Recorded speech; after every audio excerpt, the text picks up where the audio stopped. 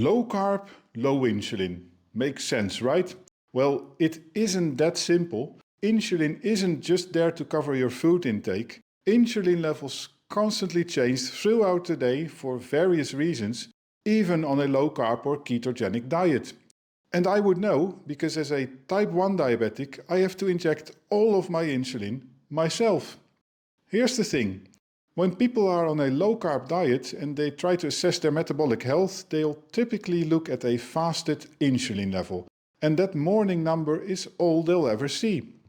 But of course, this tells only half of the story. Glucose levels can be measured throughout the day by using a CGM, but insulin can't.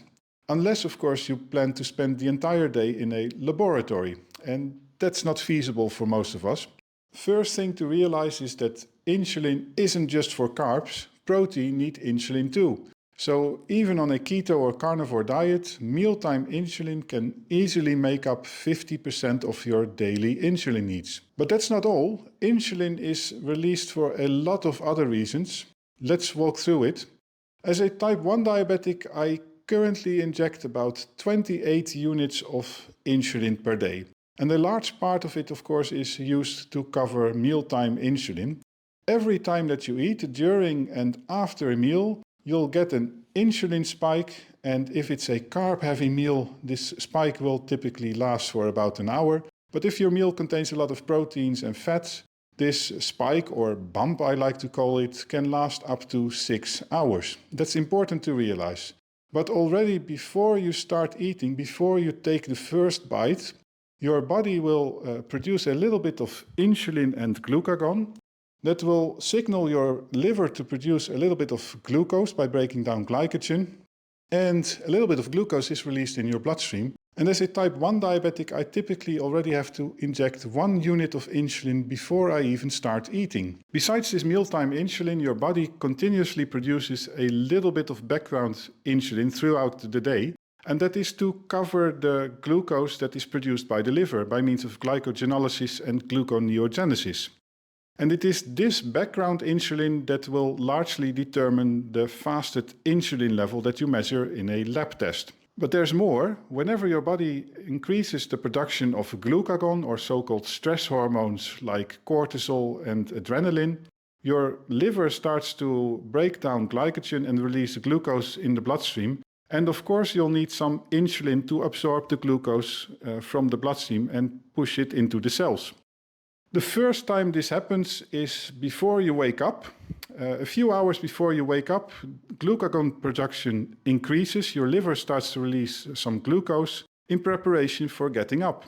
And as soon as you put your feet on the ground, when you get up, you'll get another surge in glucagon, causing glucose to be released in the bloodstream. And altogether, during this waking up and the rest of the morning, as a type 1 diabetic, I sometimes have to inject about 3 units of insulin in total.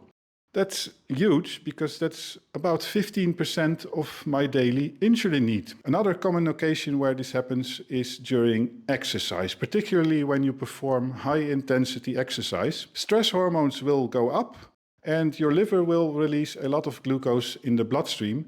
And sometimes when I perform very heavy exercise, I'll need up to 2.5 units of insulin to compensate for that. Again, that is about 10% of my daily insulin needs. What can we learn from this? Well, even on a low-carb diet, there'll be plenty of insulin present in your system and you'll get a great deal of healthy spikes along the way.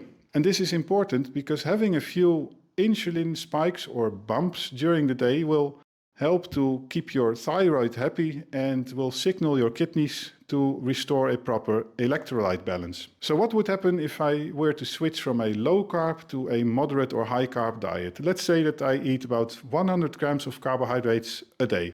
Well, I've done that in the past and my insulin needs were about 10 to 15 units higher, about 45 units per day. And that is largely due to the increased basal background insulin and increased mealtime boluses. Because in the end, carbohydrates do require more insulin usually. And let me conclude with one more important point. Lower isn't always better. We don't want no insulin. Insulin isn't the enemy. We want the right amount of insulin, just the right amount to achieve a proper balance between the hormones in our system. Most prominently, glucagon on one side and insulin on the other side.